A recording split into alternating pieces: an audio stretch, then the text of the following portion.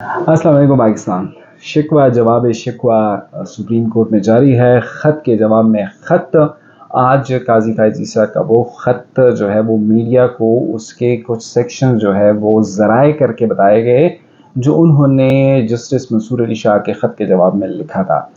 خط میں کیا ہے اور اس کے ٹیکنیکلٹیز پہ بات کریں گے، لیکن اس سے پہلے جو اس خط میں قاضی فائز عیسیٰ صاحب نے ایک گلہ کرنے کی کوشش کی ہے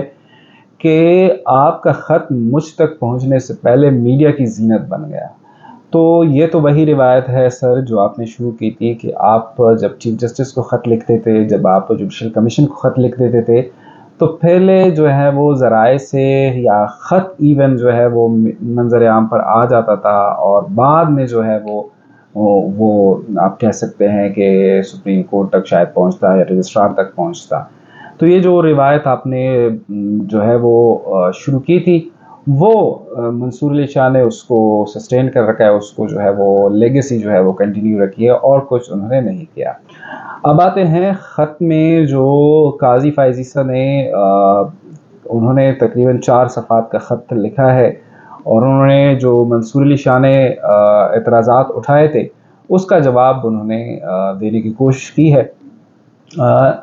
اس خط میں قاضی فائز عیسیٰ صاحب نے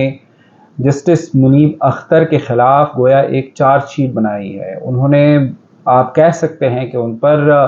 بچھاڑ کر دی، اپنے دل میں جو باتیں تھی وہ ساری جو ہے وہ بھڑاس نکال دی ہے۔ انہوں نے جو بڑاس نکالی ہے اس میں ایک جملہ لکھا ہے کہ ان کے رویے سے لگتا ہے کہ یہ دیگر ججز کی جو ہے وہ رسپیکٹ نہیں کرتے۔ اب جب منیب اختر صاحب رسپیکٹ نہیں کرتے تو آپ بھی تو منیب اختر کی جو ہے وہ اس انداز میں جو ہے وہ کلاس لے رہے ہیں، تو اس کا مطلب آپ بھی تو رسپیکٹ نہیں کرتے۔ بہرحال انہوں نے یہ عذر پیش کی ہے کہ منیب اختر کو اس وجہ سے نکالا گیا کہ منیب اختر نے اہم مقدمات کے سماعت کے لیے مقرر کرنے کے لیے جو ججز کمیٹی کا اجلاس ہوتا تھا اس میں وہ پیش نہیں ہوتے تھے، اس کو وہ اٹینڈ نہیں کرتے تھے۔ اور جب ہم نے یہ فیصلہ کیا کہ سپریم کورٹ کی چھٹیوں کے دوران ہم اہم جو ہے وہ مقدمات کو سماعت کے لیے مقرر کرتے ہیں، تو جسٹس منیب اختر نے جو ہے وہ ان مقدمات کو سماعت کے لیے مقرر کرنے پر رضامندی ظاہر کرنے کے بجائے چھٹیوں کو جو ہے وہ ترجیح دی۔ اب چھٹیاں جو ہے وہ آفیشیلی وہ آتھورائزڈ ہے، وہ لیں گے تو آپ اس کو کسی جج کو روک تو نہیں سکتے۔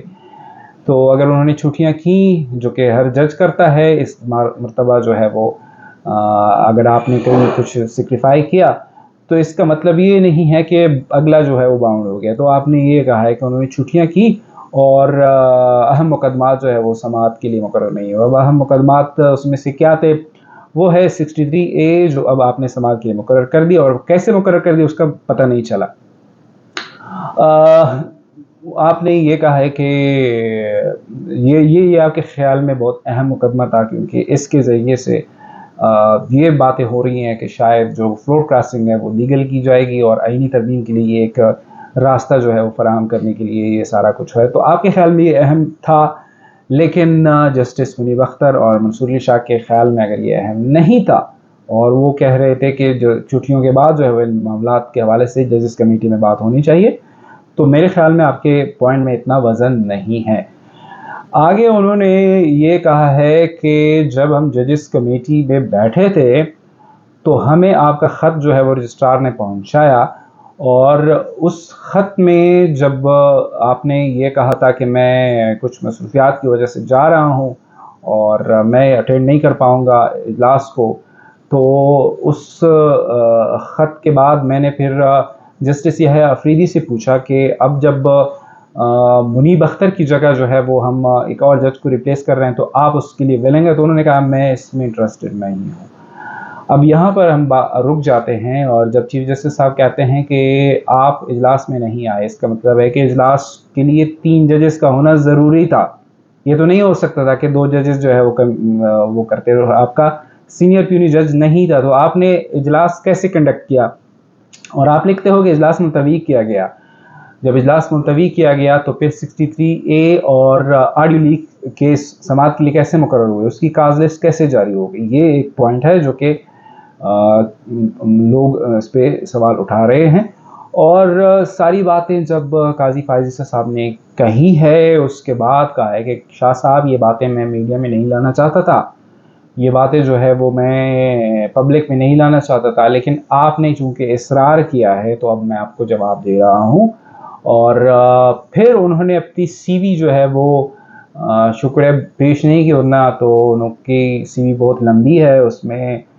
जो है वो 2 मोड़ जो है ना वो सुप्रीम कोर्ट की जो है मलकियत में थे, वो उन्होंने आज़ाद किए हैं, वो भी उसमें शामिल हैं।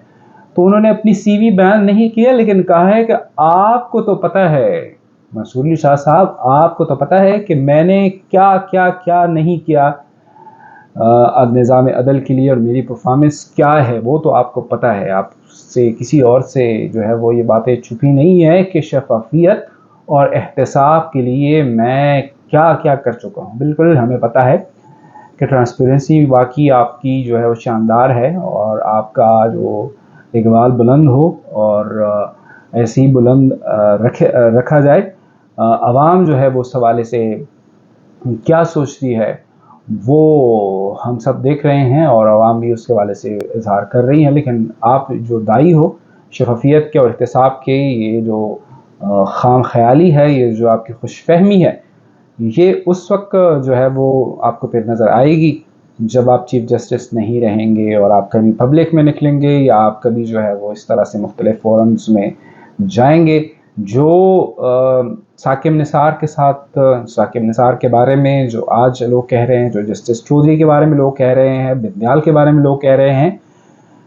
कल को आपके बारे में कहेंगे नहीं, लेकिन वक्त का इंतज़ार कीजिएगा और रिटायरमेंट होने का वक्त जो है उसके बाद देख लीजिएगा, फिर देखते हैं कि लोग आपको किस पताल में डाल देते हैं।